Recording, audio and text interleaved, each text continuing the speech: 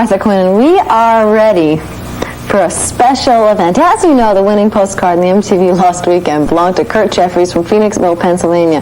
Kurt spent an unbelievably wild weekend in Detroit with Van Halen. If I had a nickel for every time life let me down, I'd probably be rich enough to throw my money around.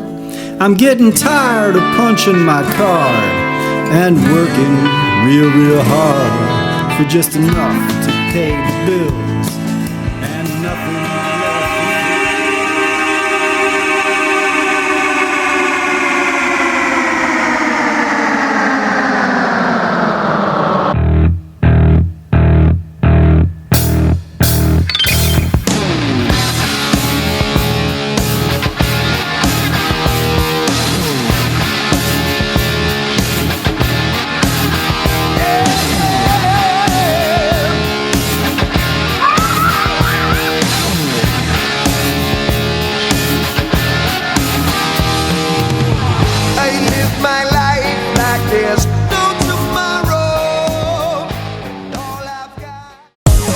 Now available at Amazon and Barnes & Noble is Harry Johnson, Diary of a Gigolo Porn Star. The crazy adventure of a 1951-born male in Beaufort, Georgia with a 2-foot penis that grows to 3 feet. He goes on to become an international porn star after becoming a war hero in Vietnam. Get it today at Amazon or Barnes & Noble. Good evening, everybody, friends. Ronald Farnham, my co-host, and my good friend, Kurt Jefferies. This is the Mothership talk show, the first episode, and hopefully it's not going to be the last one. We'll find out. But no, I think I'm going to keep doing it, and we'd like everybody to watch and join in, and it's going to progress. It's going to get good. We're kind of just riffing right now, but it's really going to get... we're going to get every topic in that we can. We're just going to talk. We're going to hit on everything. It doesn't matter. It's going to be mostly fun talk, maybe a little politics, but nothing edgy, music, fun movies, all kinds of stuff. Ronald is a total everything knowledgeable about the entertainment business. That's how I got hooked up with Ronald. He helped me out. We'll get into that. And I've known Kurt for a long time. Kurt and I were in a movie together, and we'll talk about that. But one of the most interesting things I think you should know about Kurt is he won a contest that's pretty wild. In 1984, I'm going to let him tell you, but I'm going to introduce him this way. He won the Lost Weekend with Van Halen, and he was just one of the luckiest people who sent in 13 postcards and won. And this postcard, over 1 million were sent in, and this postcard belongs to Mr. Kurt Jefferies from Phoenixville, Pennsylvania. Congratulations, Kurt. Let's give Kurt a hand. He is the winner of the MTV Lost Weekend contest.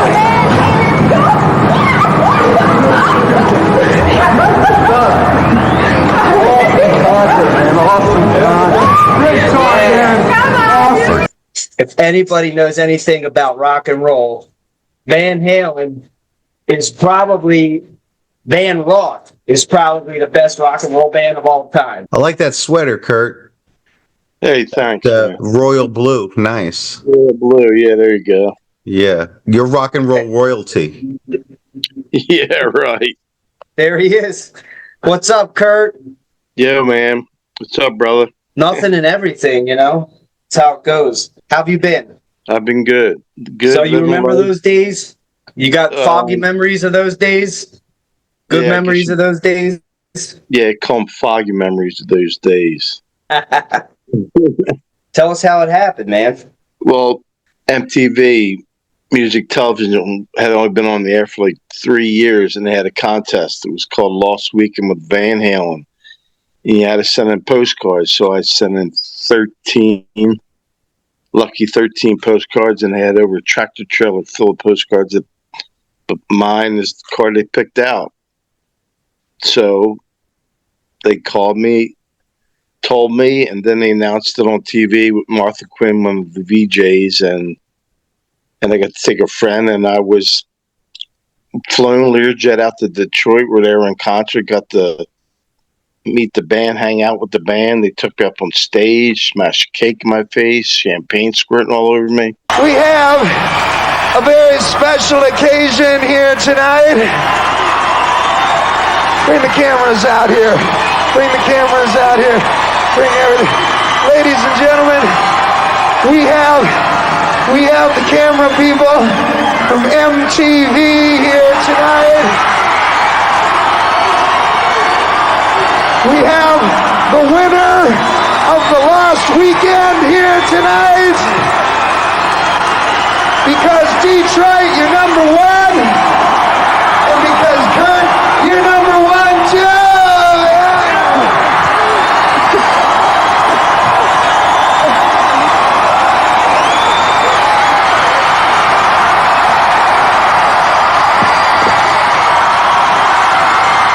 God bless you, Detroit. God bless us all.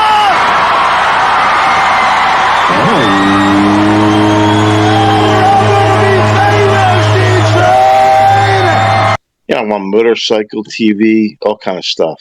What'd you do with all the stuff? Did you keep anything or did you sell it?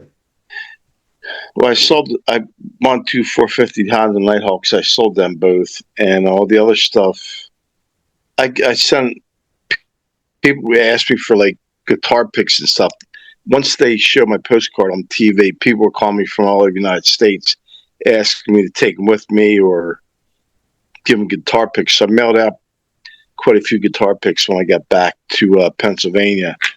But I still got my MTV jacket. I still got my Van Halen black with Van Halen M on the back jacket, bandana, good pictures, good time, good memories. Want to try that again?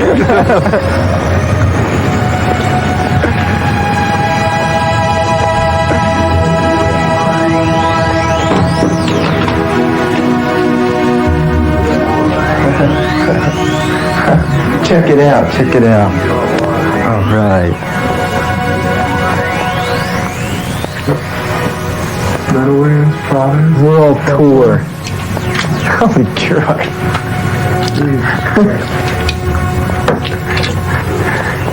MTV, it's your way to go. What? What?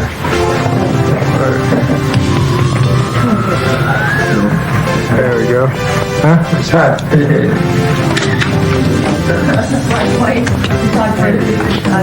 Pittsburgh? Look at all this stuff, man. Got them all over the place. Does Eddie Van Halen wear this thing we're going to use in that jump video? I think so.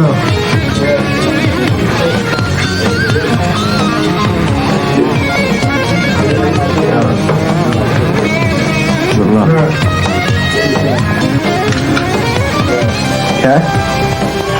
This is a bad jacket. 153.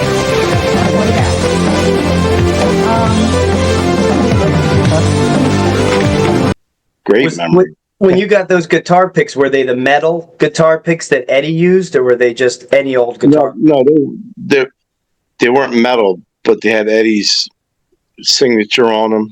Metal guitar picks. What's that? Eddie used metal guitar picks. I'm pretty sure, because that's one of the things where, but I don't want to step on Kurt's toes because he knows the most, but Eddie used metal guitar picks, or he used to put them in his mouth. And the thing that Eddie thought was it was like an antenna from some kind of, like, he would get something out of it when he would put it in his mouth. Then he thought later that it caused his cancer, that he had mouth cancer or throat cancer. But that was never proven. But in his mind, that's what caused it. But maybe they were aluminum. There was some type of metallic guitar picks, but that was his thing. That's what he used, and he would put them in his mouth. Certain ones. Of the band members that you hung out with, who was the funnest that weekend? Can you say out of all of them? I guess I can't really single out one of them, really. I mean, they all treated us like they knew us for years. I mean, like we were one of the guys. I mean, it was like MTV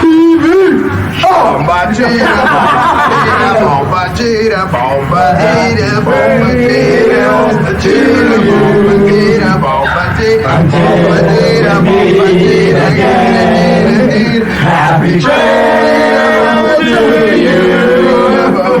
Smiling on the way. Boy, help us out. We sound sick. Hurry up. Who cares about the clouds when we're together on MTV? Just sing a song and make us smile.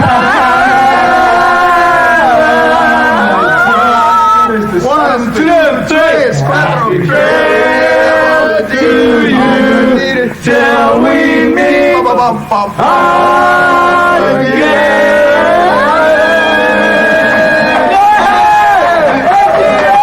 Yeah, I'd say all of them. I mean, all of them. You know what I mean? It was just Was Dave was Dave like more of a party animal, or was that like a facade, or was he really the way you see him is what the way he was?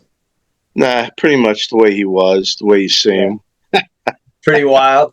Yeah. When you play the game of life, it's not a question of whether you win or lose. It's how good you looked, man. You know what I'm saying? Didn't he get your name wrong?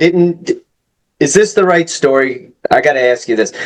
You got off of the Learjet, and we know you bumped your head and everything, but wasn't it that at that moment, or it may have been another moment, David Lee Roth greeted you and he said, he called you Kirk by accident? Maybe he said, "Hey, Kirk, you smoke pot," or something like that? That never happened?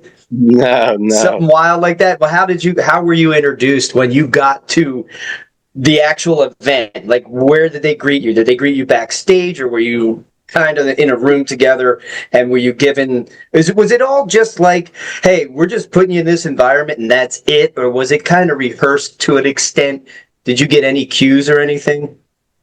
No, they just, we stayed in the hotel, Coe Hall, and then we walked across the street we stayed in the hotel, and they played in Coe Hall, and we walked across the street, went into the backstage with Van Halen, and Eddie was the first person I was introduced to, and then I met each one of them, and then Valley Bertinelli was there, married to Eddie Van Halen, and we just hung out with him backstage for a while till it was going to be concert time. Then we went and stood on the lighting platform the first night, opposite end of the arena, where they controlled the light and all that stuff. Yeah.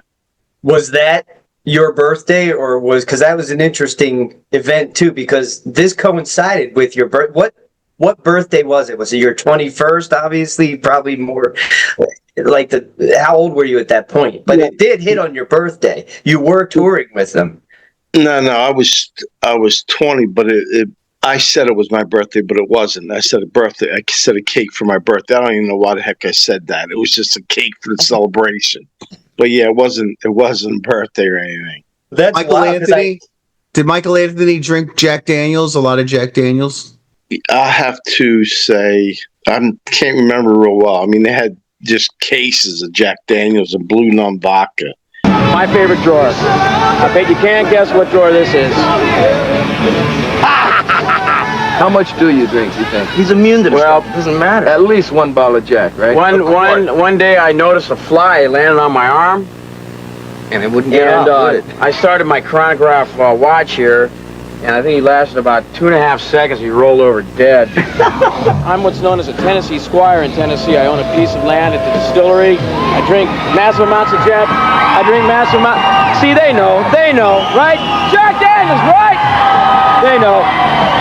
Anyway, we just built this one out of spare parts that we had laying around, and it turned out real good. And I used it on stage. Sounds great, no problem, The man drinks it, the man plays it. It's a lifestyle, like Van Halen, And also Schlitz malt liquor. That's the beer of their choice, really. Wow. Schlitz malt liquor? Holy shit.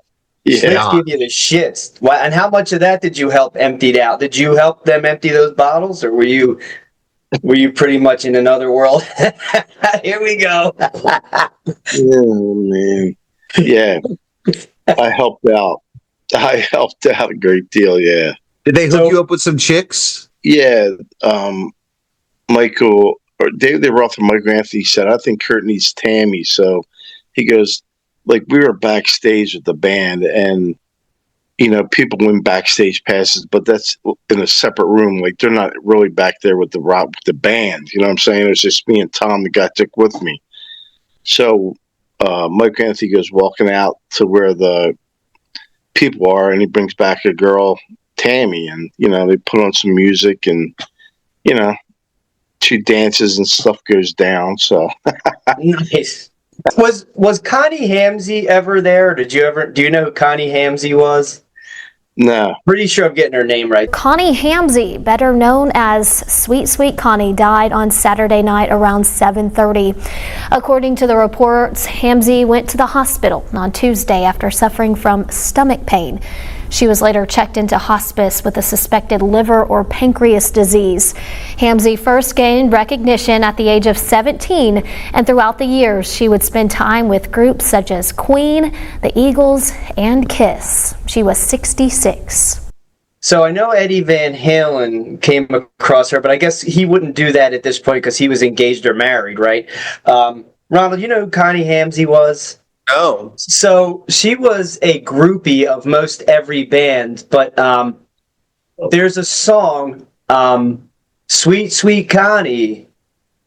Da, da, da, See the girl that a bunch of songs were written about by different bands? Right. So she basically, you know that song American Band by, like Red, I said, I think. We Are an American Band. Yeah. So there's that one line, Sweet Sweet Connie after the show, it's a natural fact. So basically, Connie Hamsey was a groupie that would give she would give blowjobs to all of the band members. Boy. She was notorious for like hanging around.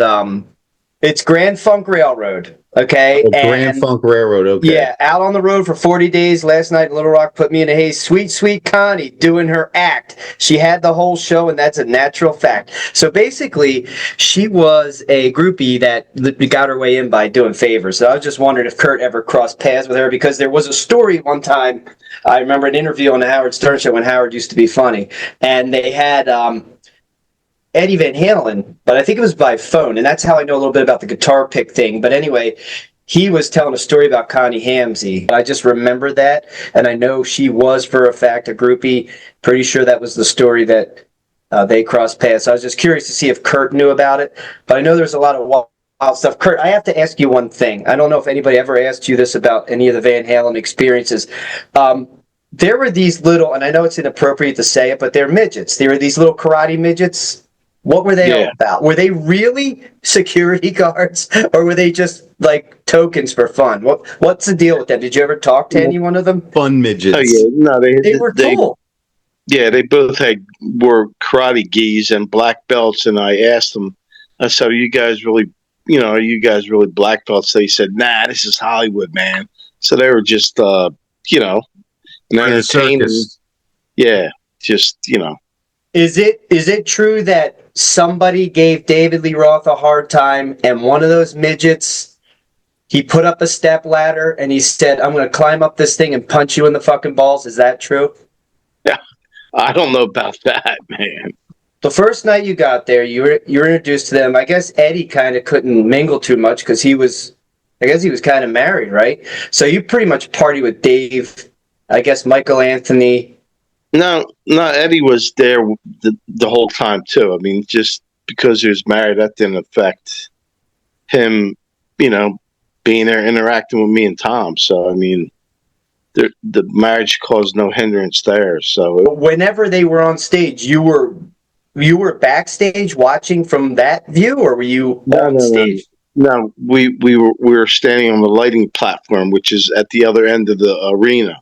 What, like opposite the stage, facing the stage? Yeah. Yep. Yeah, that's where we watched the first concert. And then the second night, we stood in the pit right in front of stage. It was just us and security right in the pit, right in front. Oh, you were right there. Eddie was making faces at me and flicking me guitar picks during the concert, so that was pretty cool. At what point did you guys get to really, if you care to share it, really party Was it the second night, the first night, every night? No, that was the first night after concert, really. I mean, not really. That's when it was. I mean, that's when, it was crazy. Like like filet mignon and lobster tail, whatever. But then, then the festivities began. So, I mean, it was heavy duty the first night. Because I ended up having the worst hangover I had in my life after that night, man. So how'd you get yourself together after that? Did they offer you like Alka-Seltzer or whatever you needed? Like, did they give you, medical attention and all that stuff?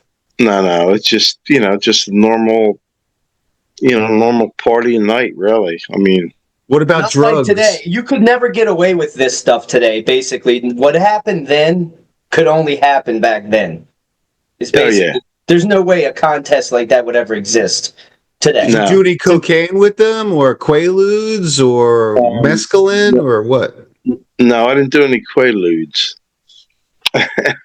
Okay, but I smoked a little bit with David. I can't imagine him smoking weed because I thought he's so wired. I would imagine he'd be on speed or coke, and you shared a joint with him? Yeah. He probably did coke in the bathroom, probably not in front of Kurt. He kept it quiet. Well, it was funny. The cameras weren't allowed back to where we were. Oh, that was a stipulation that Van Halen had. They told them, because when they filmed when they showed the video like 2 weeks after we got back, where I'm standing in the middle and they're on each side singing Happy Trails, and then that's where the video ends, and Eddie Van Halen says, "Can't film the rest," and goes like that, and that's exactly when MTV stopped filming. So that was pretty wild.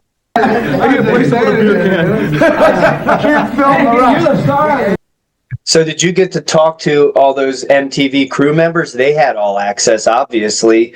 Did you get friendly with any of them, or was it just more or less they were just there to work? No. There was one main guy that hung with us usually, but then there was this one photographer who was well known. No, I didn't rap with any MTV people because, it was all about Van Halen, bro. Right, 100%. So that's cool. Is there anything that happened that you haven't ever told anybody about before in any of your other interviews? Like some stuff that you can say now that you want to share now that you never told anybody about that weekend? Man, oh man. I see a look on your face. No. He's got that buried deep. No, I can always edit it out. Just say what you got to say, and then if you change your mind later, I promise to cut it out. I really don't have anything secret. I mean, I haven't let known to the whatever. There's nothing you haven't told, I don't think. You're pretty much like an open book. I like the story of how the contest was read. Now, it was read on TV, and you weren't home, but your sister was. Is that what happened? Or she called on somebody called on the phone, and it's your sister. You go ahead and tell us what happened. It's really wild. A woman called from MTV. Barb Fleeman was her name, and my sister answered the phone. She said, "Kurt, phone's for you." And I said, "Hello." And she said, "Hi, this is Barb Fleeman from MTV. I'm just calling to verify your age on this postcard. So when were you born?" And I said, December 3rd, 63. And she said, "Okay, well, good. I just want to inform you that you're our grand prize winner." What? That is wild. I can't believe I didn't fall over when she said that, but...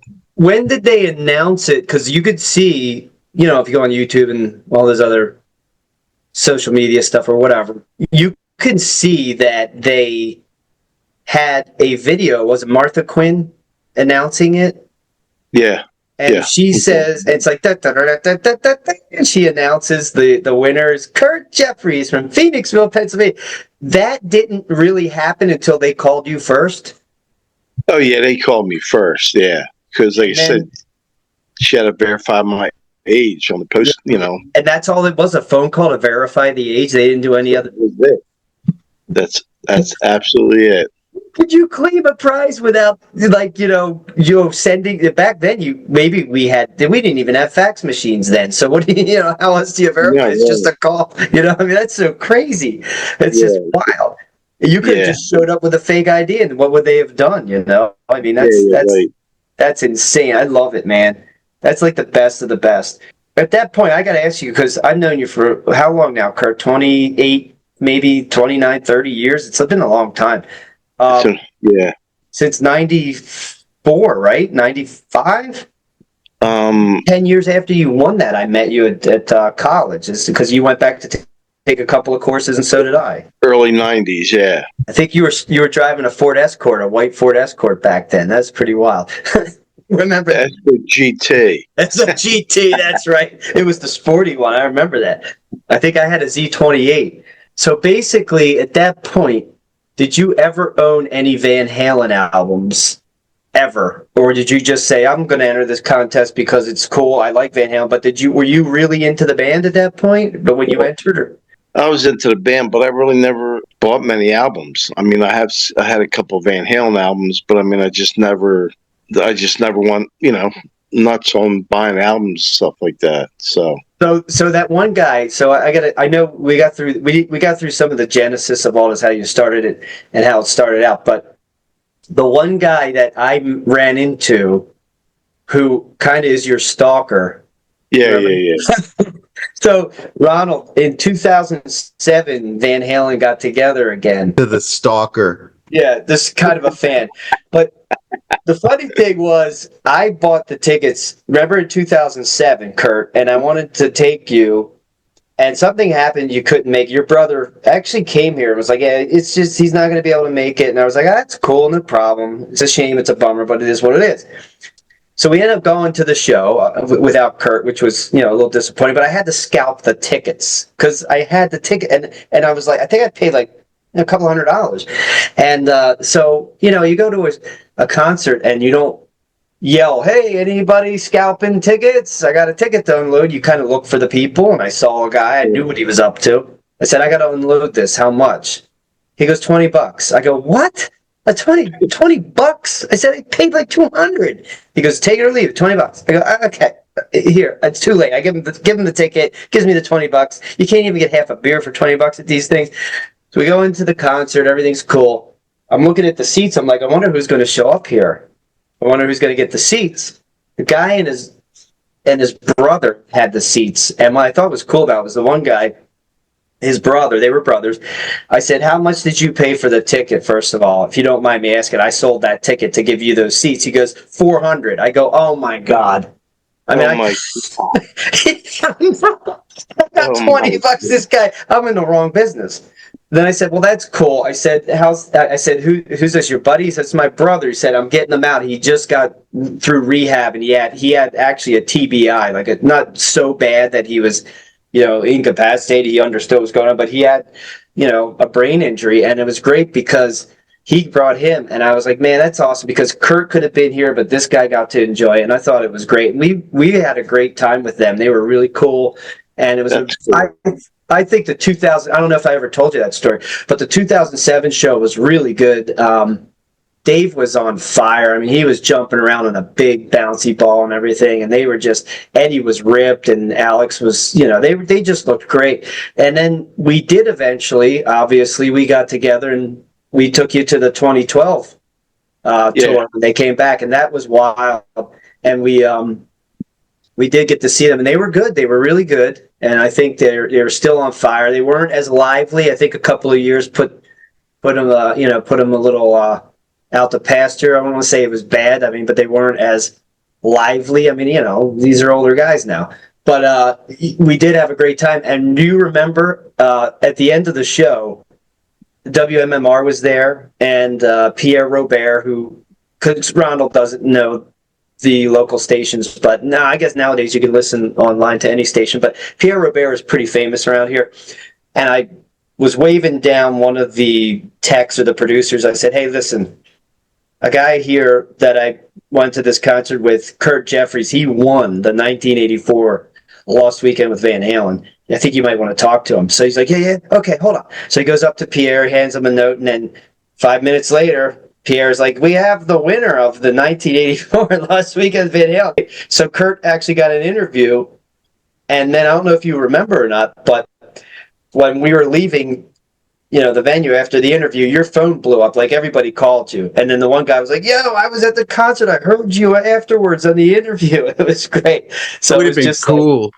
if Van Yeah, Halen would have abducted Kurt and said, "Come on, we're doing this again. Where's Yeah, Tammy?" But Kurt, don't you remember? Kurt, with one of the things that Kurt got was an all-access pass. And we know that somebody absconded it and it's not cool, but we're not going to say that person's name. We believe that happened. And Kurt tried to get backstage because it was just part of what he won was that all access to any concert, right, Kurt? And they just somebody was like, "Well, Dave was cool with you coming back, but Eddie said no." So basically they reneged on that. I mean, Kurt was going to try to get back in there with his all access pass. It was legit. And they just told him no. I want to hear a little bit of details about Tammy. Exactly what happened. Was there intercourse or what? Oh, wow. Yeah. David told her to take me in the shower for a while. So that's what we did. You got a shower. That's all you did. Yeah, you got. Well, we went into full shower experience. We went into the room where it was like a same type place, the Cobo Hall, just like the place where they have sporting event stuff. So it was back in the area where there'd be the showers. So there was plenty of room and stuff like that. So I don't know what. You can tell by the look on your face what happened. The look says it all. Basically there was so much that happened on that. Is there anything you want to let us in on? One thing you never got, Kurt, was a signed album. Is that right? Oh yeah, because I never even thought about asking for an autograph. I mean, I was just there partying with Van Halen. Just hanging out with Van Halen, and never even entered my mind. It's pretty wild. I mean, like if I was somebody that had just gone to see got a backstage pass to see the band for 5 minutes, I would have asked for a. Well, this gentleman is pretty cool. What's your name? Kurt Jefferies. You won back in '84 at the height of the '84 album, which had Jump and Panama and All Wake, songs we all played tonight. You won a pretty amazing prize from MTV. What was it? It's called The Lost Weekend with Van Halen. 732 off the postcard. Yeah, they were going to choose and I picked mine out. So. You got what? What did you win for Lost Weekend?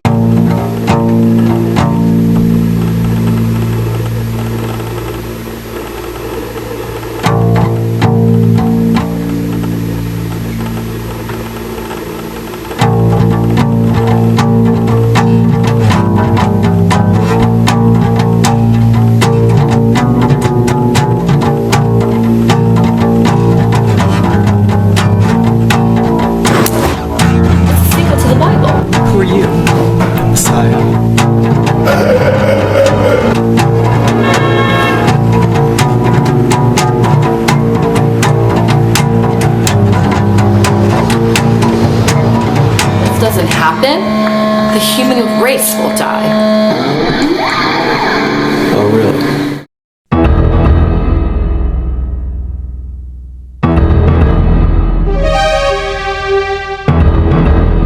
The first commandment is to maintain a global population under 500 million.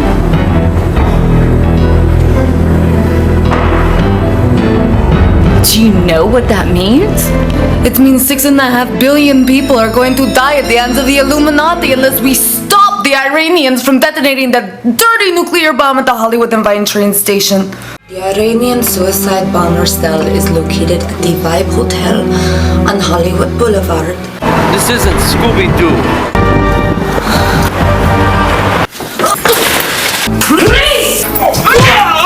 Little blood drinking turned your stomach? Guide them through the bomb. What is this? Fucking Batman and Robin? I had become part of something that I no longer felt right about serving. It's Hollywood and Vine, not Vine Hollywood.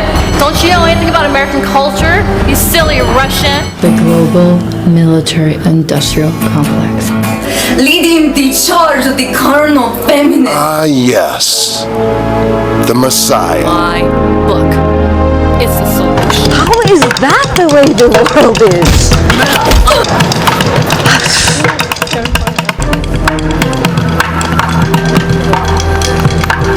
Traitor. Who are you working for? If I was cartoon character, I'd be Woody Woodpecker.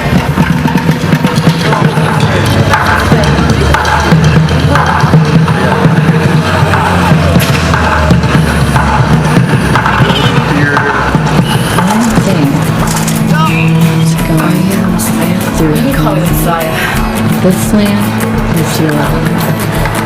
This land is my land. From the Gulf Stream waters to the New York Island, this land was made for you and me. There you go. Sorry, buddy. We lost you. You're back. It was the lost weekend with Kurt, and we really lost him, but now he's back. Yeah. Yeah. You didn't ask for the autograph. Did you ever say to them, "Hey, could you get me a signed album cover"? Did they ever try to make that possible? No.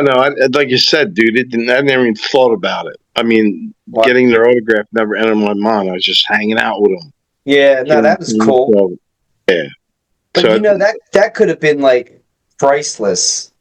You know, but more than monetarily, like that's just something that nobody else would have. You know what I mean? Like, now that I know this, I wasn't aware of it, that you actually fibbed about your birthday. I wonder if they knew that. But was that a real cake? And how trashed were you when they smashed that cake in your face? I mean, you almost got knocked over. I don't think you were expecting that. No, I wasn't expecting it. No, I had a few gulps of Jack Daniels on the side of stage before I went out, you know. So I was feeling that a little bit by the time I went out there. So, but was that a real cake? Oh yeah, heck yeah. But they didn't have a backup cake for you to eat. They just took a real cake, and I think that was pretty. I don't think they planned anything. Dave was just like, "I'm taking this cake and I'm smashing it in his face." I don't know. No. I think they had it because they all came out with champagne. There was 10 bottles of champagne squirting all over me too. So right too. Yeah, I remember you got doused. That was real champagne. What's the story with the M&Ms? Because I don't want to mess it up. You gave certain M&Ms? They have M&Ms backstage, but they have all the brown ones picked out. So when we were there, You I find ended up out getting why? 4 bags. But, you know, when they have with their contracts for the venue they're going to, that was at the end of the contract. So that proves that let them know that they the whole contract. they read the whole. You know what I'm saying? So that's what that had something to do with. You know what I mean? Was it anything that he was superstitious? He didn't like them for some reason? No, I didn't hear anything like that. But you know, I bought 4 bags of M&Ms and I snipped open the bag and took out all the brown ones. You know, and gave them each a bag of M&Ms. You know, whatever. You put them back in the opened bag, or did you put them in a Ziploc bag? No, I just scotch taped the clothes, man. It was just, you know, just what the hell. Did they eat any? I highly doubt that. I highly doubt that. What was the last thing you did? How did it all end? That's weird. I don't know if anybody ever asked you that, but how do you leave how do you leave a weekend like that? Like, were they like, all right, thanks guys, or In a did stretcher, anybody say on a stretcher. Did they say, besides singing Happy Trails, did they say like a fond farewell to you, or how did they get you back home? You flew up there in a Learjet. What all happened? Did they say like you're done, take a train, or what happens? Like, what do you do? We took a Learjet back, and one of the grand prizes was seeing the movie Footloose. So they ended up renting 2 hotel rooms, Stouffer's down in King of Prussia. So we were able to call people from out in Detroit to tell them to be at Stouffer's at so-and-so time. So Learjet back home, limousine back up to King of Prussia where the hotel was, and friends and family were there, and they had food and drink and everything, and got to sit and watch the movie Footloose, because I guess that was the year it came out, or 1983, somewhere around there. So wait a minute. You had a private viewing at a movie theater? No, it ended up being in the they rented 2 rooms at a hotel down in King of Prussia, and they So you watched it on a TV or on a screen? On a screen. Okay. Yeah. So it was like a private showing. So you got to see it before it came out in theaters, or was it? Yeah, I don't know. I can't remember real well about when that came out compared to when we saw it. I don't. Yeah. Yeah, because nobody ever asked you, and I don't think I ever did, how it all ended, because that's kind of like a colossal thing. The one thing that I find is really cool, you saw the band the last time they played, because they split up after that. I mean, Dave did his own thing, and you basically got to live that, It was their last American show. It was in Detroit in '84, yeah. So that's really iconic. I mean, that's historic, because basically you're a part of the history of Van Halen, for the good or the bad, like it or not. You were like, that was a huge thing. When you got back home, because we didn't have social media then, how many people were aware of who you were and what you did? Was there a lot of people coming up to you for a while, or was it just like kind of, No, not really. No, some people would still call, but yeah, it was no celebrityism. It was whatever. Wow. No, and was there any haters, like anybody like we call haters now? Is anybody that's like, oh yeah, you shouldn't have won, or anything like that? Like, any people that were jealous of you? Do you remember? Yeah, some like Van Halen groups on the internet that I'm sure there was a bunch of haters in there, because they were the ones that they wanted to win the contest. You know what I'm saying? So sure.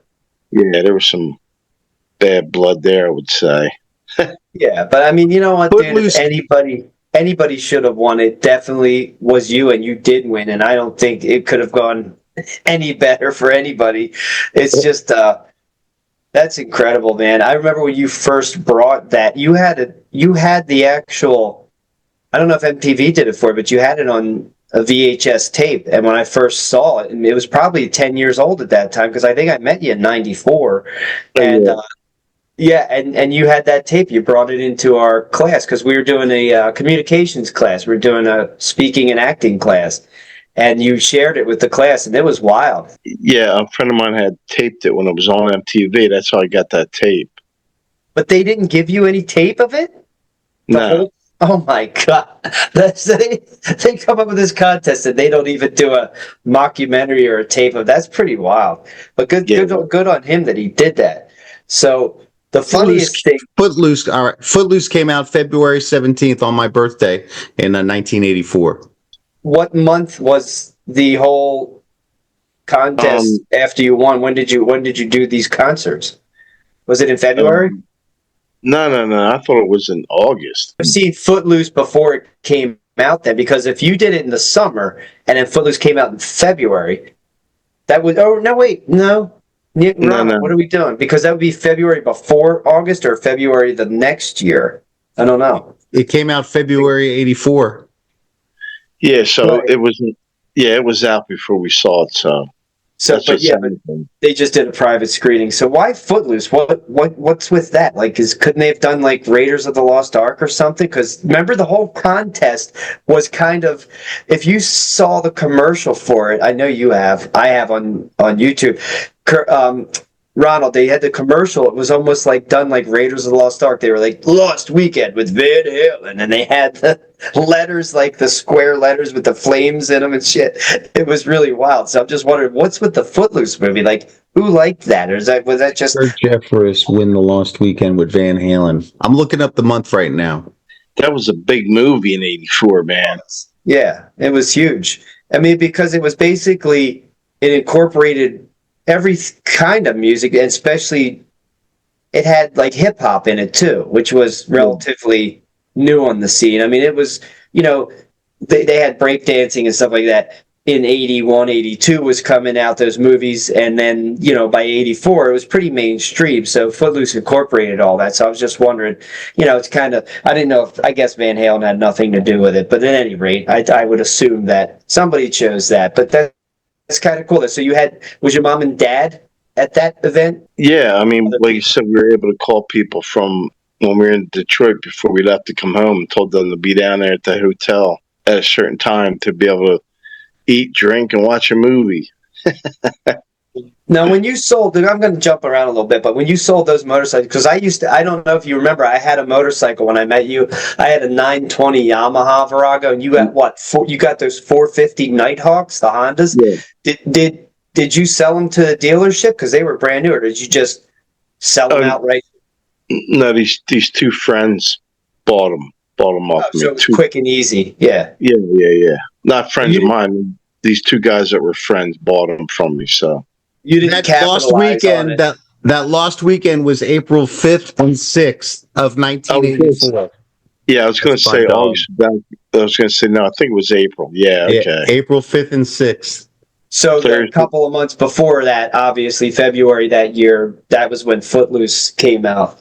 Yeah, I was just wondering, maybe you thought, geez, I could capitalize on these motorcycles. If I could just get Eddie and the band to sign them, I can auction them off. And you could have gotten $1 million, Kurt. You probably would have never met me at that point. You're like, I don't need to go back and do any acting classes. I could sell these bikes and auction them off. They could have been iconic. Yeah, I didn't have the motorcycles with me in Detroit, so. I know. Well, you could have run them back up there. What were you thinking? I mean, you could have had them painted like the Frankenstein guitar and then had Eddie sign it. And that would have been iconic, and you'd have been a millionaire, but that's all right. The story went down the way it went down. That's just the way it goes.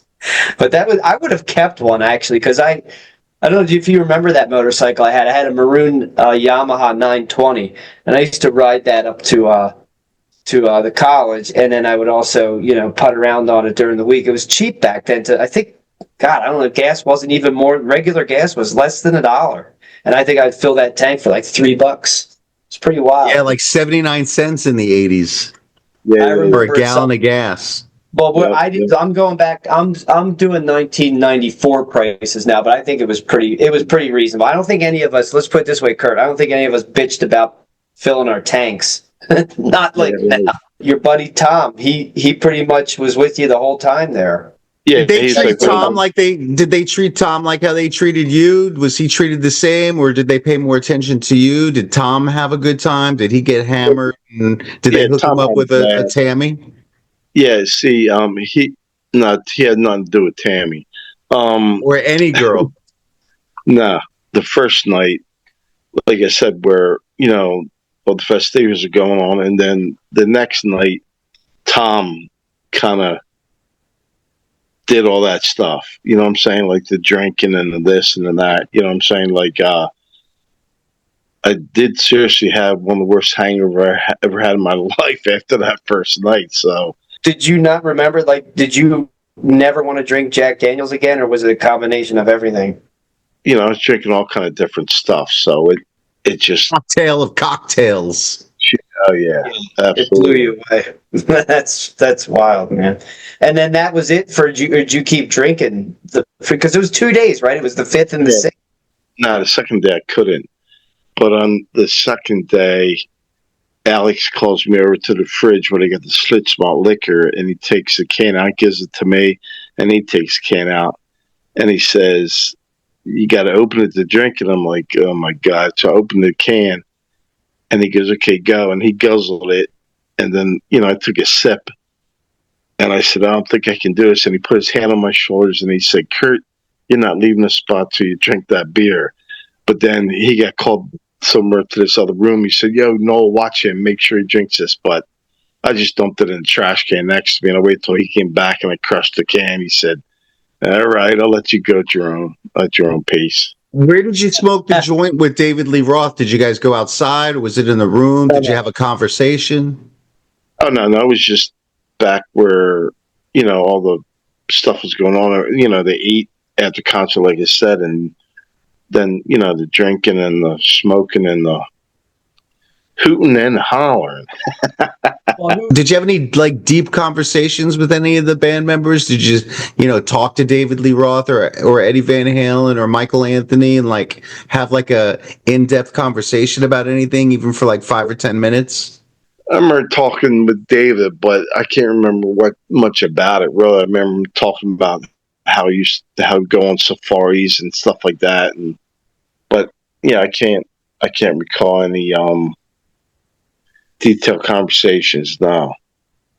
I mean, it was only what, 45 years ago. Yeah, that's the way back thing, man. Let me get this straight. You smoked a joint with him. Who rolled the joint, or was it already done? I have no idea, man. Was it a big fat one or a regular one? Was it regular? Right, finger size or less. That's crazy. I would think he would smoke a bong though, Dave, but maybe not. In the 80s, I think it was more popular to pass around a joint. I think the 70s was kind of more like that, and then they started getting into the bongs and the bowls. Yeah. I think the glass bowls or the bongs and the bowls were kind of that may be an 80s thing. I don't know. But, I mean, they've been around forever. I know people used to put lampshades on them and leave them in their room, the big one. 80s was more about cocaine, I guess. Yeah, I mean, 70s right. was too, but I think 80s, things switched over to cocaine and ecstasy. Yeah. Did they give you any ecstasy, Kurt? No pills? No. He did alcohol and weed? Yeah, I mean, I don't think they would do that with, pills or stuff like that because, I mean, that's just too... It's a rock band, a famous rock band. They had cocaine. They probably just didn't take you to that room. That room, yeah. Did you get to play any of their instruments? Did you get to pound on the drums or any of that stuff before they went on stage or nothing like that? I got a picture of me standing next to Eddie. He put his guitar on me. I had his guitar. I didn't play it, but I had picture taken standing next to him with his holding his guitar, so that was cool. The Frankenstein guitar with the tape, the red one with the tape on it. Yep. That's wild. And then, so basically, you didn't get to mess around with it. Now, who took that picture? Was it the photographer that you were talking about, the famous photographer, or was that just a random? Yeah. Picture? And you got that picture? Wonder if he's still around. Was he doing it for MTV, or was he just hired by the band? He just had a big, last year he had a big, I don't know if it was a big retirement thing. It's a shame. Mark Weiss, I think it was. I got a picture here of Kurt and Tom by the Learjet in their red and black jackets. That's iconic. That one was great with Tom. I remember that. That was when they first got into the hotel room and the jackets were laid out and they were picking up their jackets and their headbands. I remember that. And you guys are chewing gum like you're a couple of hot shots. It was funny.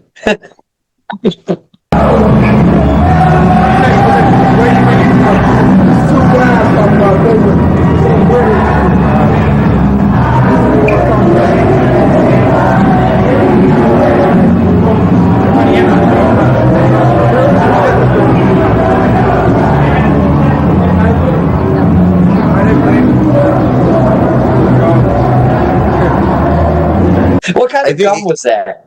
Was that Wrigley's or? It was just regular chewing gum. I don't remember you blowing bubbles, but I always remember that chewing gum. You're swaggering in there. Yeah. That's the one where he's in the hotel room and they just put all the stuff on. But now you have a photo album, Kurt, or you don't have any of that. You just have random actual pictures from back then? Because back then you had to go and get your pictures developed at like photo. Yeah. You don't have pictures. So when you came back, did you get to date girls because they thought that was cool, or just nobody really cared about that? I mean, is it like her? You know, No, like, I didn't. it didn't matter. I didn't mess around like that. Did you think you were going to get anything out of it? Was it kind of disappointing when you came back and you were just like, "What the hell?" You know, nobody cares. Oh, no. I mean, it was the biggest contest on TV I'd ever had in history. I mean, I got to experience it, and I didn't think about anything. I mean, the after effects. But you know what? I don't think they ever had a contest like that ever. I think that was the only one. What else did they have? They had a John Cougar, you win a pink house. They had Motley Crue come play concert at your house or something like crazy like that. The Lost Weekend was the first of all those contests. That was the start of it, right? That was the actual only contest that started the rest of them, probably. Yeah, because when did it come out? Kurt, I remember MTV coming out with it was the Man on the Moon. They plant the MTV flag on the moon. That was 81, wasn't it? Or was that? Probably, because it only been around like 3 years when they won the contest. So yeah, because I remember there was only like 3 people in the neighborhood. You know, I remember I was born in 72, but I remember a lot of. But I remember there's only like one person in the neighborhood when cable came out that had all the stuff, and MTV was one of them. And we watched those videos all the time. It was groundbreaking stuff. MTV began broadcasting on August 1st, 1981 at 12:01 a.m. It was in 1981. I do remember. And I think the Police and David Bowie were the first bands on MTV. Am I right? Do you have that up? I think one of the first videos was the Police or David Bowie or something like that. I think it was a weird video. What was the first music video MTV Video aired? Kills the Radio Star, I think it was. Yeah, Video Kills the Radio Star, exactly. Yeah. Yep. What were the first 10 music videos MTV aired? Police and David Bowie were up there in the first 10, I believe. You Better Run by Pat Benatar. She Won't Dance With Me by Rod Stewart. You Better You Bet by The Who. Little Susie's on Top by PhD.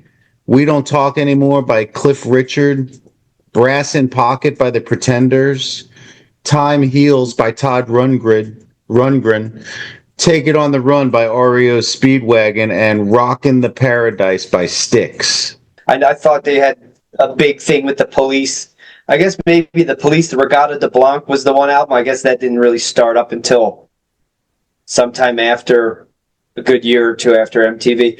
I don't know. When did you stop watching MTV, Kurt? Because I guess you watched it since it's airing, and then... I have no idea. I just stopped when it stopped playing music, really. Right, yeah, because they started playing a lot of rap, and it was more... It wasn't like evenly dispersed. It just became one thing, and then it became reality show stuff, and it just kind of ruined the whole thing. They had MTV everybody switched over to VH1 after I switched over to VH1 after MTV started becoming a reality show platform. They added MTV2, but I don't know at what point. But that was when. So the weird thing was the first MTV became reality shit. But then they said, "Oh, let's make MTV2 and make that the video thing," which doesn't make sense because wouldn't you just keep the original one as the video stuff? And then, I don't know what the thinking was, but they kind of blew it. There's really no place that I can think of to go to watch music videos. Like I remember, you could watch music videos all night long, and then it just became something different, and it lost its appeal. VH1 ruined it too because you remember, Kurt, they would have Rosie O'Donnell on Spotlight with VH1. She'd go, "Flashlight, where's my flashlight?" I hated that. I couldn't stay. They had the comedy thing. Don't you remember VH1 Spotlight? And it was hosted by Rosie O'Donnell. It was the worst because I remember I would come home. I would work at a restaurant. I was like 18 or 19 at the time. And I would want to see music videos. I'm like, what the fuck is this? And you're watching her, and nobody wanted to see that. But it was crazy because I just remember all the great videos at the time. And then they split it up, and it just became a stupid a reality show, bunch of crap, and more rap, which some rap was okay. I didn't mind early rap, but I just didn't get it. I think I stopped listening to rap when it was Public Enemy and all that stuff. You know what I'm talking about, Kurt? Yeah, It was just like, it was more like violent stuff, and everybody got along when it was like Run DMC and LL Cool J and the Beastie Boys, like that kind of shit. Like, it was just crazy fun stuff. But then it got into like, just like bad shit. I don't know. Like nobody could really. I couldn't. Certain people would listen to Public Enemy. I couldn't stand it. I think that's when it lost its way. I think when they started playing all that stuff. Just the good old days didn't last long. We need a new music video platform because there's a ton of music videos out there, but I never see any of them except maybe on, I guess YouTube is the music video platform. If you want to watch a music video, but who's going to sit on their phone? Well, most people sit on their phone all day. I would rather have a channel at home that I could switch to watch music videos, especially for a party at the house. Yeah, no, exactly. Occasionally that you can get so when you're streaming like on Hulu, for instance, and there's other channels, there is something called Video Classics, something along that lines. It's not bad, but you can't select anything. It's almost like you're watching MTV, and they play a lot of 80s music, so when the videos were just coming out and all, but that is one thing on some of the streaming platforms, and you can watch it, but you can only watch so much of it. I mean, I think we're just infiltrated with stuff anymore. But you can get it. You can get those music videos anywhere. But there was nothing like, to me, there was nothing like watching it and then not being in control of what you could watch, but you would hope for the next video. You know what I mean? That was the great part about regular television. I mean, just watching you'd have to look in the TV guide and say, oh shit, look at this episode of Happy Days or something. And the old TV guide, yeah, right. Yeah, remember the TV guide? And you'd have to watch it, and Kurt, we, back in the day, before cable, you only had like 10 channels. You had 3, 6, 10, you had channel 12, which was PBS, you had 17, 29, and 48. And then once in a while, you could pick up like an obscure extra channel, like out of Allentown or something like that. But you had to focus in and get your freaking antenna set up. And basically, you'd plug your ass down. If there was a show coming on or a movie of the week, you sat there and you didn't have a pause or a rewind, and that was it. But I think it made something out of, it made you want to watch. It made you more tuned in. And I think now, everybody's so... You can fast forward, you can cut the commercials out. Nobody can get into it anymore. You can binge watch shows. You couldn't do that back then. You had to spend a whole year of your life every week when the season was for that show, watching that show. They really got you to do it. Now you can just do it at your leisure. You know what I mean? Right. What was your favorite show back then, Kurt? Like Happy Days? Were you a Fonzie guy? My favorite show back then, MASH, Happy Days. No, I absolutely was not a MASH person whatsoever. Cheers? Did you like Cheers when Cheers came out? I remember watching, Happy Days and Laverne and Shirley and Three's Company. Three's Company was cool. Yeah, I remember when that came out. All in the Family. You weren't an All in the Family guy. Back then, I don't think I was. Afterwards, like when it was in syndication, that's when I watched it more. What about Love Boat, Charlie's Angels, any of that, Fantasy Island? Yeah, I watched all that stuff. Absolutely. You watch Fantasy Island? Yeah, all that. Yeah. What? Heck yeah. What? Like, who came up with that? And they're sitting there and they're going, hey, I got a show. Takes place in Hawaii. There's a Spanish guy with curly hair and a midget. And they can just put you in this, any dream. It was like a dream sequence every time, remember, because you went to Fantasy Island to live out your fantasy. But wasn't it a thing like where they give you the cocktails and then all of a sudden you're nodding off and you become into it was like you were virtually in a dream, and Tattoo or somebody, they would put you in a spell or something. It was just it was kind of a cool concept, but it was weird. I remember and the plane, like that was the best thing. It's like, that's the best thing. But they're flying, so there's like 6 people that are on the show, because remember it was like, I think it was a 1-hour show, but they would have like 6 people in different dreams, but they're all flying them in on a fucking like a seaplane. How do you get everybody in that thing? You think everybody's going to pay that kind of money to come in one little plane? It was like the craziest concept. But I mean, I guess you gotta love it. I remember those shows, like particularly like Three's Company. That was kind of like taboo back then because if you think about it, it's taboo today because of the way things are. They had to make Jack gay because he was living with girls, but that didn't seem taboo to the Ropers. I mean, like that was okay, but today it's like, so what if he's gay? You know what I mean? But back then he had to be gay in order to share an apartment with two girls. I mean, that was wild. Of course, Cheers. We got into watching some Cheers episodes lately. We actually got all the way up to like I think the second or third season, and then we had to go and find it somewhere else on Paramount or something because they cut it off. But that was a really good show. I don't know if you ever watched it back in the day. Yeah, I did. Did you get into all the episodes all the way up until the 90s, or did you stop watching it at some point? No, I wasn't a religious watcher. No, not a Cheers. I don't think. No. I mean, it got pretty entertaining to the point where they actually kept the show moving pretty good. But I think when Shelley Long left, it was a long shot when they got Kirstie Alley. But then they had that spark again. Like that was his love interest instead of Diane. But then Frasier became so popular. They spun that off into a show, which actually worked out pretty well. You going to come back for the next show, or are you going to have to think about it? I can't sign any contracts just yet. All right, we're under well, you're always welcome on the show. Yeah, absolutely. Anytime, any show. I appreciate it very much so. We'd like to have you back because there's so much more to talk about. But besides everything that we talked about with Van Halen, I think it'd be a great show to get together at least twice a month and talk about everything that's going on. Yeah, now I'll work something out. Yeah. And then we can have it all set up, and this show is going to be so advanced, it's going to be incredible. Yeah. Before you know it, we're going to be like signing contracts, and I don't know, maybe we'll be interviewing David Lee Roth or something. That would be awesome. Kurt, you gotta contact David Lee Roth. See if you can get him to come on the show with you. Talk about that weekend. See what you can do. Yeah, no, I appreciate you asking me to come on, and had a good time, and thoroughly enjoyed it. You know, definitely do something again with you guys, man, for sure. Have you ever wanted to write a book? Have you ever wanted to write a screenplay?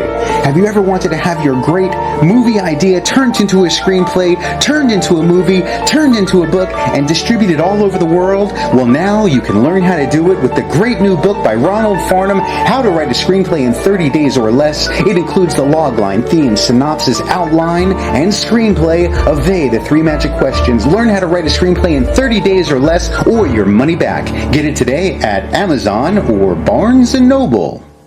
He told me when Dance the Night Away came on, he goes, "That's Luke's favorite song, bro." This guy was on fire. You tried to get away from him, but you couldn't escape.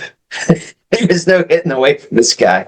Like a hanger-oner or a leech or what? So what happened was one of the people who entered that contest, and he was from Cherry Hill, New Jersey, or somewhere in New Jersey. Yeah, he was just a guy that tracked Kurt down before there was internet, and he just would write Kurt a letter or something. And then he actually met Kurt, shortly after the competition. He's like, "I sent in like 1,000 postcards. I can't believe you won." And he kept in contact with Kurt, and Kurt gave him, out of good faith, he gave him the pass, the all access pass. Yeah, this was the 2007 one, because that's why I had tickets for Kurt and his brother. But Kurt and his brother couldn't make it, and bought a ticket. We all got the same seat, so we were all stuck with him. And Kurt gave him an all-access pass. It was a pretty cool pass. I don't know if we can find a picture of it. Maybe we can work that up later. But so it's basically a black card with a hole punched in it that you could wear as a an ID tag, and it had the leprechaun, I guess it was, with a top hat. And he was smashing like stuff with a sledgehammer. They said all access Van Halen, lifetime all access pass. So that was the pass that Kurt attempted to use the second time to get back there to see the band. And Eddie was not cool with it, but Dave said, "Yeah, bring them on back." But Eddie was like, "No, we're not bringing anybody like that back." but it would have been cool. Yeah, that would have been cool. Just got shot down. So he still has an all access pass then, right? One of them is missing and that has it. So we know he took it because Kurt in good faith gave it to him to see if he could get back there. So the second time Kurt only had one left because one was Tom's and one was Kurt's. And I think Tom gave Kurt both of them. So it's horrible, man. I mean, that's a shame the guy had to take that, you know. I mean, it's really probably not worth anything. It's sentimental value, but it, was an original all access. That was part of the deal with MTV. They said you'll get an all access pass. Yeah. So what you got to look up too, Ronald, is I'll find it and I'll send it to you. I'm looking for it now.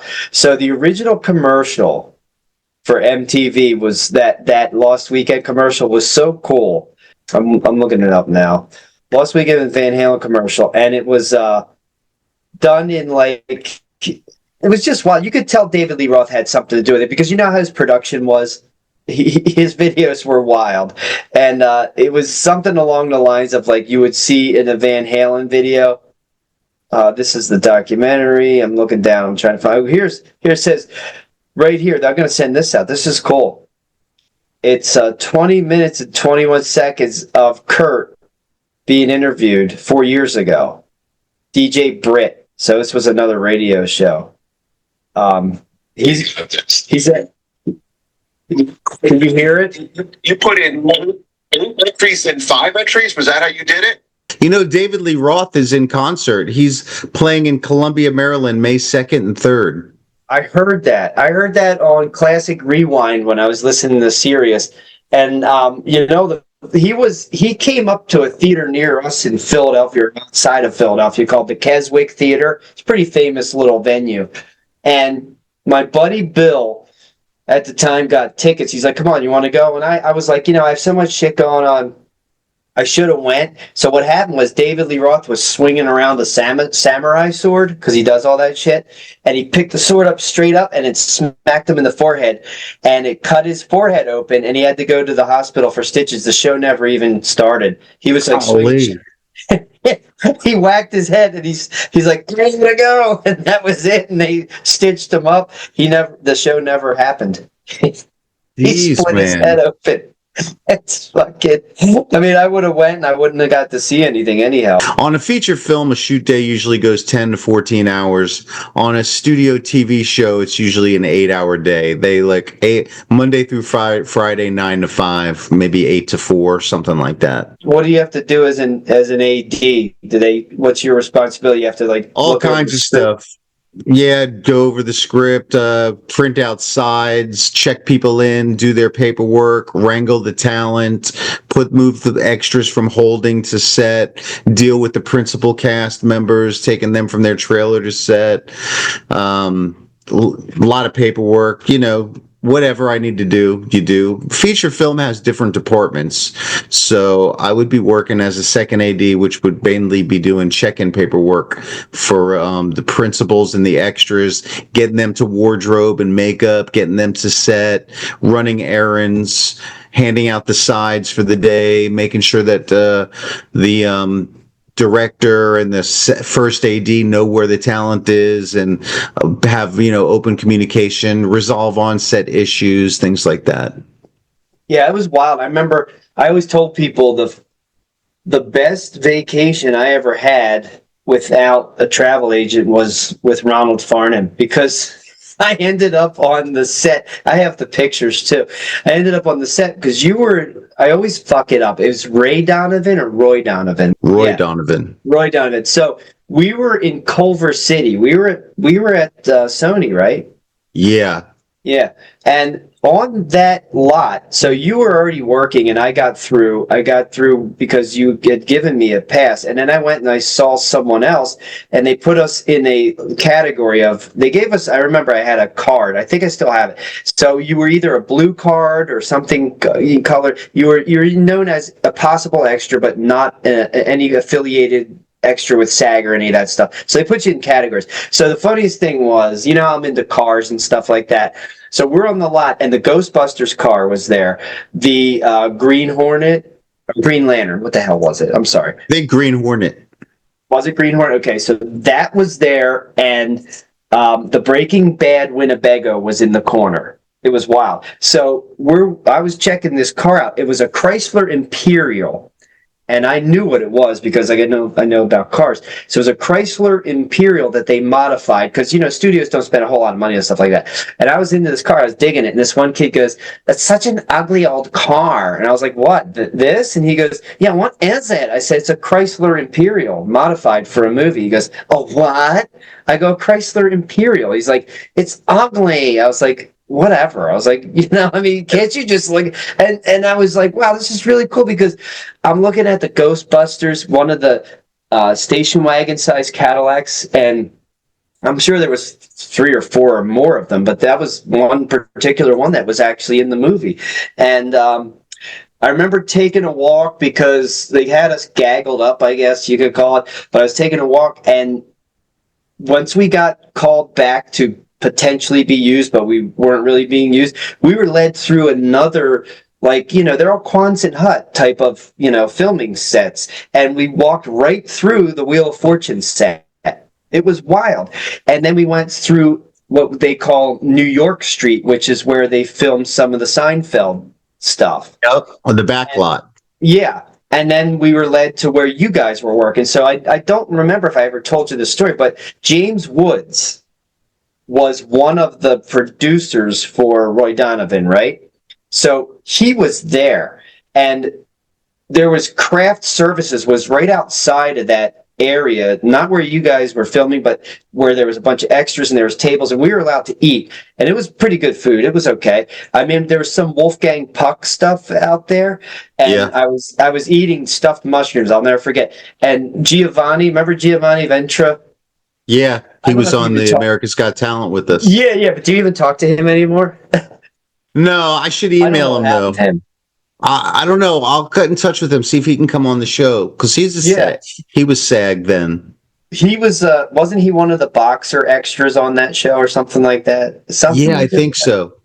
So the funny thing was, so here's the thing, Ronald. So I'm eating this stuffed mushroom, and I don't know what it was stuffed with. It was pretty damn good though. And James Woods, it's the back of his head, and I hear him talking like this. He kind of talks like Jay Leno, but not really, but he talks like this. So he backed up and he stepped on my foot, and he was so nice. He goes, "Oh my God, I'm sorry, guy. I'm really sorry. I don't step, I didn't mean to step. I don't walk backwards very good." And I was like, holy fuck, it's James Woods. And like only somebody but these little kids, they didn't even know who James Woods was. But I'm like, it's fucking James Woods, it's Lester the Pimp from all the good movies we always, the Onion Fields. I mean, I'm like, holy shit. But I didn't want to be like, hey, can I have your autograph or something? Because I'm supposed to be, there, just mellow. And I said, that's all right, no problem, thank you. And that was the end of that. But do you know who else was there that night? Who's no longer alive? Ray Liotta was there. Oh, really? Ray Liotta had a beard, and I think he was another producer on that show. So basically, those two were there at the same exact time. I didn't get to run into Ray Liotta, but I saw him from a distance. But James Woods stepped on my foot, and I swore I was never going to get rid of those shoes. And guess what? I don't know where the shoes are. So. Yeah. You had a good week it was while you were there. You had and so here's what happened. You were working till like 3 or 4 in the morning, right? And Giovanni comes up. I think you texted him. You're like, make sure Scott gets back. All right, because Culver City to Hollywood, if nobody knows, and I sound stupid because I'm talking to you and it's a couple hours. You don't just like depends on how you go. It can be, but I mean, really, it's everything in Hollywood's in pretty close proximity. But if you don't know where Culver City's way out. This is like nowhere near Hollywood. Because I remember it was like Giovanni was like, "Nah, I'll drive you because you don't want to take a cab. It'll cost a fortune." But I remember it took a while to get there. Anyway, I ended up at a party where Jamie Kennedy was. You remember that? Yeah. So that was pretty wild too. And I just couldn't, that whole fucking day we were loaded up with stuff. And I don't think that was the America's Got Talent day. I think we did that the next day. But I know you were working a lot, but I went on everything. I went on every job with you. And it was really just wild. I actually, who was that kid? He was, his mother grew up with the guy that played Remington Steele. You know who I'm talking about. Pierce Brosnan. Pierce Brosnan, yes. He was, yeah. He was Pierce Brosnan's. He lived in Pierce's house because his mother took care of the estate. So I hooked up with that kid, and he played. And you were trying to get Harry Johnson to Pierce Brosnan, I think, weren't you? Yeah, we were working that angle, and I ended up at the party with that kid too. He was on a TV show where he played a cop or something, and I saw clips of it. It was pretty cool. I don't think it was what the heck would it have been at that point? Maybe Rizzoli and Isles. Maybe he was like a deputy on that show or something, but it was pretty cool. I mean, I can't tell you, I couldn't have booked a better. So when I was flying out there, I got diverted. They landed us in Chicago O'Hare because a woman was having a heart attack on the flight. Jeez. So they weren't sure if we were going to deplane and go to another plane, but they got the woman out. She was fine, and I flew Virgin Airways. We were on that tarmac for about 2 freaking hours, and then we shot back up. And you remember, I didn't get to Los Angeles till like 3 a.m, and there was I was starving because I didn't want to eat anything on the flight. It sucked. Like the food sucked. I said, where can we go to eat? And the limo driver said, I'll take you to In-Out Burger. So I went to In-Out Burger, and I couldn't get over how good it was. I had to go back. I mean, I went back. Remember, if I went back the second or third day, it was incredible. And I don't think I met you until the next day, right? Because I was, or did I meet you when you got to your hotel that night? You met me that night, and we had the limo guy. He drove us, and we went to the drive-thru at In-Out Burger, and you were there. I think I bought you a burger too. But we had a hotel not too far from where AGT was. Yeah. And then we had to scramble to. Remember, we went to the.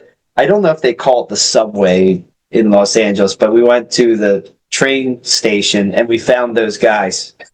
Yeah, it's called the train station, basically the Red Line. We had to go to the Red Line and go out on Hollywood Boulevard and hunt down targets, plunger targets. We found those two guys, and the one guy, I was like, "Yo, if you want to eat for free," he's like, "Yeah."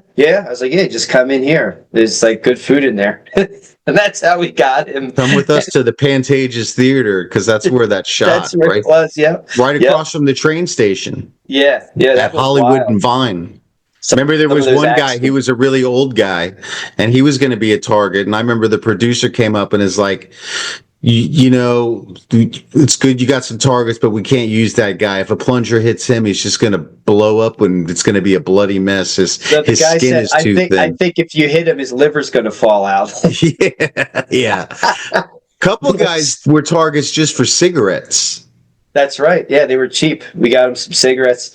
And the one guy was the best. Didn't you tell him to say something like, "You can do it"? Remember that? That was the Rob Schneider line. And he said it.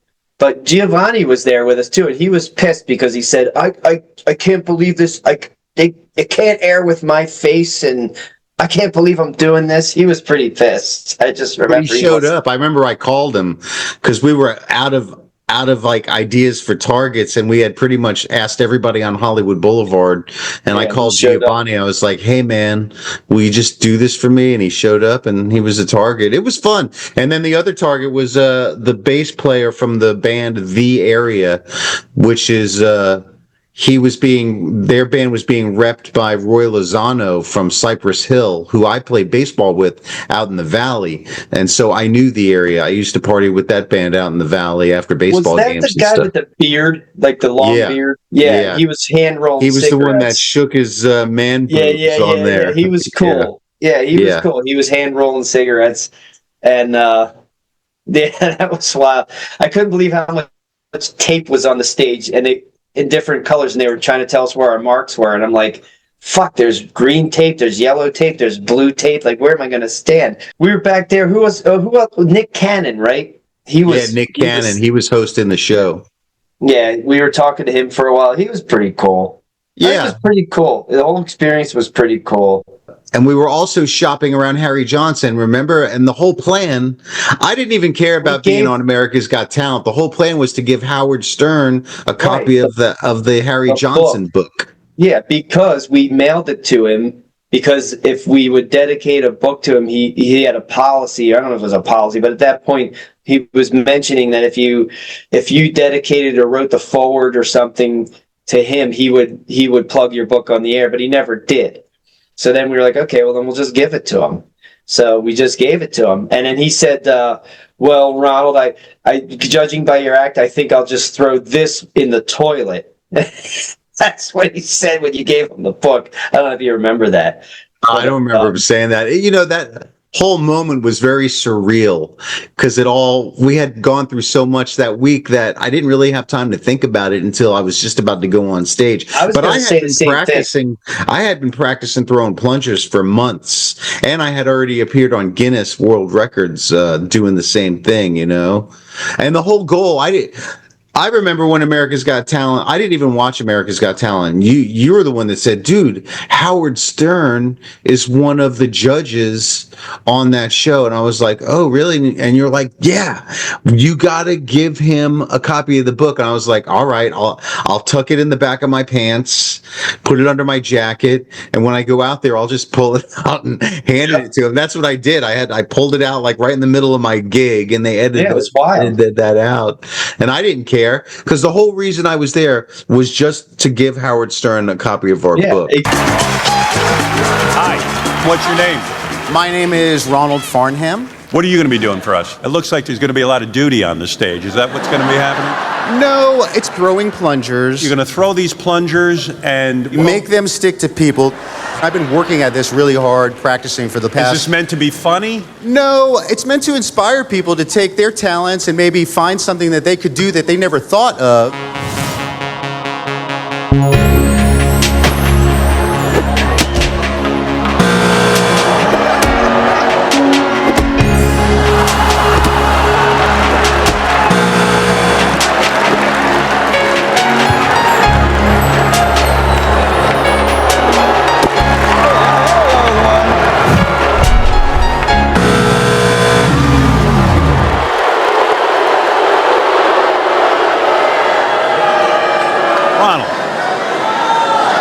What happened? I think I need a little more practice. I still have a lot of work to do. All right. Ronald, it was a disaster of unbelievable proportions. Heidi, what did you think? If Howie Mandel was here, he would love this. Yeah, right? But you're out of luck. You got to deal with us. He's not here. Right. Who are you guys? Why are you doing this? It looks like they let out the mental institution and put him right on the stage. It has to be said, plunges being thrown onto hairy guys' backs is definitely not up my alley. Not sure it's necessary, but we're going to vote. Mel, how do you vote? No. Heidi? No. That's 3 no's. We won't be seeing you anywhere, anytime soon. Thank you. Oh my God. Don't ask me. I just work it. I think if Howie would have been here, it would have energized things a little bit. Just like when I ran into John C. Reilly, I just went there not to see his band, but to get backstage and give him a copy of the script, and it worked out. But, obviously didn't really advance us to anything, but it is what it is. We did a lot. But we're still working on Harry Johnson. Yeah. It's one of those things, I mean, that Me Too shit didn't help us any, but I think that's all coming to pass. I think, a lot of people realize now that, that whole woke crap and all that bullshit, they just, they silenced everybody into not having fun. You remember those movies? I was just watching the other night with my daughter, Me, Myself, and Irene.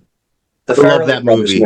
Yeah. One of the funniest moments in a Jim Carrey movie is when he tries to take the pills with the water and he starts coughing up. Me, Myself, and Irene. love that scene. I love that scene. And he's coughing and spurting out water. Because remember, he had the antipsychotic medication stuff. Yeah, and it made him dry. And he's like, he has all this white spot all over his lips. Yeah, I love that movie. That was so freaking awesome. And that music they would play when he would turn into the bad guy. Yeah. The drum roll music. Yeah, that was awesome. And he was, so basically he was taking those pills like you were saying, and he's choking on them because he inhaled the water. It's just like, I don't even think they wrote that. I think they were like, just go do something spontaneous. There's no. I think he just did that. I love that. They got away with a lot. And remember the kids, his triplets were all black because the midget limo driver. Oh yeah. Stole his wife, and then he has all the kids, and they're all black, and they're like, Daddy, what you doing? Why you going to work so much, Daddy? It was so great. There was like, you could not get away with that anymore. I mean, it's a shame because that was really funny. And all their movies were great. Like Something About Mary, you know. I don't know what happened. Like those spoof movies and those comedies, like Austin Powers and, you know, going back before that, Naked Gun movies, they were all so great. You know, it's like we don't. There really isn't anything anymore. There really isn't. You can't find a spoof comedy. I don't understand it. Can you name one comedy that's been out in the past 2 years? Nothing. I can't. Not even a binge-worthy streaming show on Netflix or Amazon Prime. No. I can't think of any comedy. Here's what my daughter said. I asked her, I said, is there any comedies out? She goes, yeah, Minecraft. I would never think Minecraft is a comedy. Minecraft is a comedy? Well, that's a feature film. Right, but it has Jack Black in it. You know, like I said, I don't know. I didn't watch it, but apparently it's supposed to be funny. But what's that whole? Did you hear about that whole deal with the movie Minecraft, where they say this thing about chicken something? Yeah, it's because it's something chicken stick or chicken jockey. I don't know. We sound like idiots, but I don't know what it is. But chicken jockey. Yeah, that's the thing, and the kids all go nuts. They had to actually get Jack Black to go to do a movie program and said, if you hear that line, don't freak out and just enjoy it. But it's what does it mean? What does that mean? I don't get it. Something to do with gamers. You have to be a gamer. You'd have to look it up. It's something to do with gamers. I'm looking it up right now. When something happens, they say it, and then he says it, and it like drives them wild. I don't know. What does chicken jockey mean? Just say Minecraft, chicken jockey. In the game Minecraft, and the recent movie, a Minecraft movie, chicken jockey refers to a baby zombie that spawns riding on top of a chicken. This is a rare event in the game, and its portrayal in the movie has sparked a viral trend where fans imitate the scene in theaters, leading to some disruptions and chaos. It's crazy, but like I said, that was apparently supposed to be comedy. I couldn't tell you. I don't really know. I mean, like, you know, was it Tropical Thunder? That was funny. Yeah, Tropical Thunder. Yeah, when funny. Robert Downey Jr. plays the black dude. There's nobody who would get bent out of shape about that, but now you can't even do that. You know what I mean? My favorite scene in Tropic Thunder, besides the Tom Cruise stuff where he wears a fat suit and he's just angry raging, is when they're walking through the jungle for a long time and this dude is just rambling on and on talking to Robert Downey Jr., but Robert Downey Jr. doesn't know it. And finally he's like, you know what I mean? And Robert Downey Jr. is like, You've been talking to me all this time? I don't know. I thought that was funny. You've been talking to me all this time? That's good. Do you remember when he goes, they're walking through the river and there's a real black dude in the movie, and he goes, he starts talking to him. He's like, we've been moving on up, like talking about the Jeffersons. He does an whole rap about how they were holding us down. He's like, you jackass, you ain't even black. It was just totally fucking hilarious. I guess all the movies have just been too PC lately. That's why Harry Johnson is good, because it can kind of reestablish a little bit of irreverent humor, you know, or a lot of irreverent humor. And I like it a lot because it's a period piece and goes through several decades, the 60s, the 70s, the 80s. Here's what I said to Brad the other day. Who's Brad? Brad Kessler, the producer from Stage 32. Did you ever hear Redneck in a Rock and Roll Bar? Jerry Reed song? No, but I did just watch Smokey and the Bandit last week, actually. And I watched Smokey and the Bandit because I had been watching a lot of Johnny Carson reruns, and Burt Reynolds was on Johnny Carson a lot. He made like 64 appearances on Johnny Carson. Yeah, I couldn't think of anything to watch. Can you hear this? Hello. Do you hear that guitar? Hold it up to the electric saxophones. Now there ain't no sexy dresses and there ain't no beehive hair. Can't hear the guitar, but I can hear some of the lyrics. Boys who look like Cher. Jerry Reed was awesome. He was an innovator. He actually laid down a lot of tracks with Elvis, and Elvis, he was really something. They were good friends, him and Burt Reynolds. But I like it because this show is called the Mothership show. So I'm coming from outer space. Woo! I could see the Earth back there, although it's not flat Earth; it's round Earth for sure. Yeah, I know. We'll do an episode on flat Earth if we want. You think the Earth is flat, man? I think that it's not a spinning globe, and I think that we live in a computer simulation. Like this is a holographic computer simulation, because the physicists and science has already proven that none of this is solid and physical. It's all light wave energy that we perceive as physical. So, well, then why can't I be rich and make up my own destiny? What the fuck am I trapped in this digital? You got to learn how, because there's the secret. Because of the secret, you got to learn how to actually use the secret and make what you want happen. I think you have to do like some kind of ceremonies, like Satan worshippers do, or some ritualistic ceremony to make it all. Why is this a program, and who's in control of the computer? Then what's going on? Why would they do this? I guess God is a bunch of computer programmers who wrote the Fibonacci sequence with pi and put it all together with electrons, and that's why there's like perpetual growth. And for what? Like, does it make energy for a purpose? What's the point? I don't get it. I think boredom. I think those, God or whatever the creator is got bored, and he's like, man, I need to, have some fun that I can feel.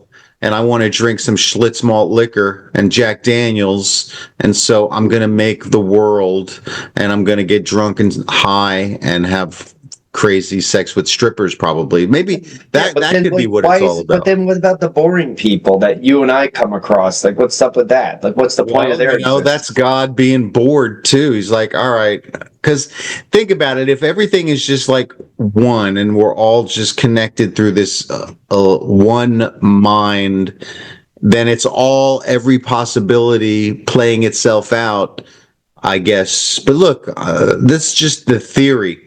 I don't have any real proof of anything. I don't even have an electron microscope. So I don't know what the truth is, really. I can just speculate based on the research of scientists and other people. The problem is it's been upside down world for the past 4 years, but hopefully that's all going to change, because shit was getting nutty. I mean, yeah. Did you watch Stranger Things? My daughter loved that. Now, we have a story about that. This was a while ago.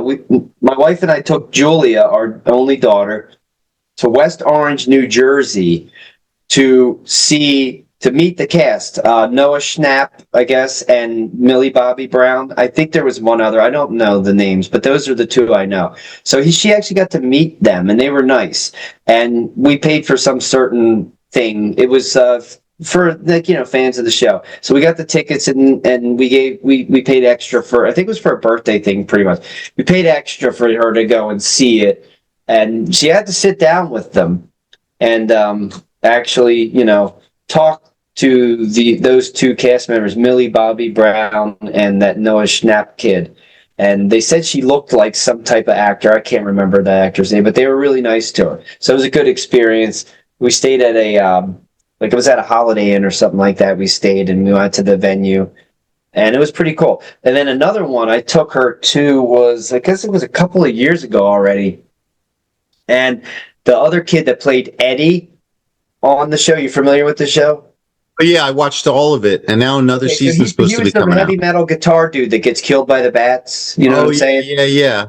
She got to meet him. He's actually a British actor, and he was a real nice guy. So we stood in line for these autographs, and it was like, holy shit. It was like 2 hours, and it was like, holy.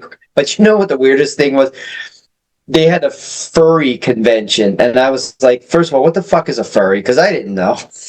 These people dressed in costumes, and I'm like, holy shit, we're at this convention with this stuff going on, and it was bizarre. But at the same time, they had cool stuff going on too. In another part of this convention center is in Philadelphia.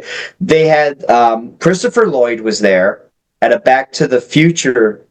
Robert Weller, was it Robert Weller? You know, the RoboCop Peter Weller guy. from RoboCop. Peter Weller, yeah. He was there. I was like, holy crap. But we could have just gone up and met there. We're wrapping up. We'll see you guys on the next episode. Thanks for joining, Ronald. It's good to see you. We'll get this together and we'll come back and do show number 2. What if a government intelligence analyst from the Pentagon is forced to save mankind from extinction and the world from destruction, but first he must evolve into the Messiah and create the plan to save the world? The 21st century Messiah arrives, battles dark forces, and sparks the Armageddon that leads to the apocalypse, rapture, the 2012 pole shift, and extraterrestrial contact. Buy the book today by Ronald Farnham at Amazon and Barnes & Noble. The Second Coming of the Messiah, Book 1, The Awakening. Now available at Amazon and Barnes & Noble is Harry Johnson, Diary of a Gigolo Porn Star. The crazy adventure of a 1951-born male in Beaufort, Georgia with a 2-foot penis that grows to 3 feet. He goes on to become an international porn star after becoming a war hero in Vietnam. Get it today at Amazon or Barnes & Noble. When the clock counts down, you can say your farewell, and we'll extraduce you, and blah blah blah. Extraduce sounds pretty good, Ron. Yeah, I just made that word up. It's the opposite of introduce. Yeah, I know. Isn't it great to make up words, man? Yeah. I'm gonna call Webster's and see if I can get that in there now. I don't have my Van Halen shirt. I got my Ramones t-shirt.